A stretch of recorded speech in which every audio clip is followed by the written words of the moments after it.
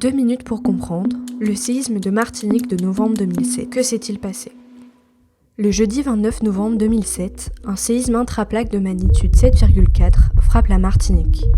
L'hypocentre se situe à 153 km de profondeur, à 17 km de basse pointe, au nord-est de l'île. Le séisme est ressenti dans tout l'arc des Petites Antilles, de Porto Rico jusqu'à la Guyane. Les dommages les plus importants sont relevés en Martinique et dans une moindre mesure en Guadeloupe. L'événement en détail. À 15h, l'onde sismique se propage rapidement dans tout l'arc antillais. En moins d'1 minute, les habitants de la Martinique, puis de la Guadeloupe, ressentent des secousses longues et inhabituelles. La rupture concerne une faille ou un système de failles s'étendant sur une distance estimée entre 25 et 60 km. À Fort-de-France, les secousses entraînent l'évacuation précipitée de nombreux bâtiments publics, d'écoles et d'hôpitaux. Des fissures apparaissent sur les murs porteurs, des blocs de béton se détachent de certaines façades et les communications téléphoniques sont saturées. Environ un tiers de l'île est privé d'électricité pendant plusieurs heures. Au fil de l'après-midi et de la soirée, plusieurs bâtiments doivent être évacués et dans les jours suivants, quelques dizaines de secousses secondaires sont enregistrées.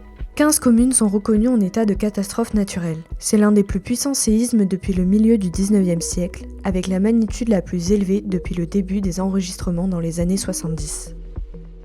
Les communes les plus impactées sont Sainte-Marie, Trinité, Fort-de-France, les Trois-Îlets, Le François, Le Marin, Sainte-Anne. CCR a estimé le coût des dommages assurés hors auto au titre du régime CatNat à 50 millions d'euros. Pourquoi de tels dégâts ?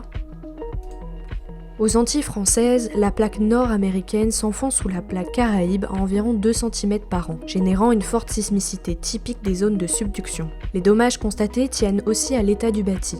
Une grande partie des habitations et des bâtiments publics étaient anciens ou construits avant l'application stricte des normes parasismiques. Les effets de sites locaux ont joué un rôle aggravant. Comme Fort-de-France ou le Lamentin, le sol est constitué de dépôts meubles et sédimentaires qui amplifient les ondes sismiques.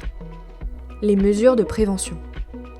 Depuis 2007, plusieurs actions concrètes ont été mises en place pour renforcer la sécurité sismique aux Antilles, et en particulier en Martinique. Le plan Séisme Antilles, ou PSA, constitue le principal cadre d'action. Il s'agit d'un programme pluriannuel piloté par l'État et les collectivités. Ce plan a mobilisé depuis 2007 plus de 340 millions d'euros issus du Fonds de prévention des risques majeurs, dont 150 millions pour la Martinique, abondés par d'importants financements issus du Fonds européen de développement régional et des collectivités territoriales pour près de 350 opérations, dont 180 en Martinique. 36 écoles et 2 collèges ont été renforcés ou reconstruits et environ 2300 logements sociaux ont été adaptés aux normes parasismiques. Les normes de construction ont également été renforcées avec la mise à jour de la réglementation parasismique en 2011 et la publication de guides de construction parasismique pour les maisons individuelles en déclinaison de l'Eurocode 8.